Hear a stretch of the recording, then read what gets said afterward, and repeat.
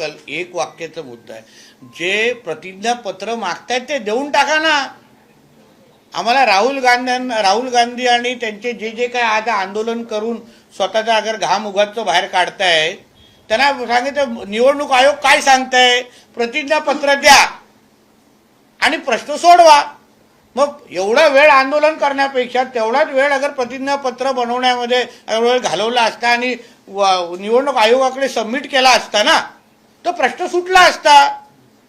पण मुद्दा माझा असा आहे की लोकसभामध्ये झालेल्या वोट जिहादबद्दल कधी आंदोलन करणार. जे त्यांचे खासदार जे निवडून आले आणि एकाच मतदारसंघामध्ये मोहल्ल्यांमध्ये त्यांना 99% मतदान होतं, ज्याला वोट जिहाद आम्ही म्हणतो. मग त्याबद्दल आम्ही मग निवडणूक आयोगाकडे मोर्चा काढला तर चालेल का?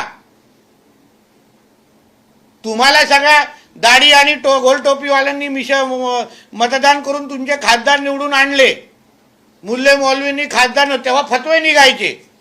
मग फतवे कुठल्या लोकशाहीच्या भाग असतात सांगा मला?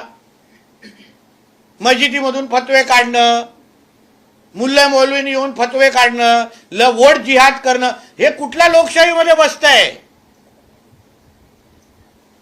त्याला पण ईव्हीएम जिहादच म्हणतात.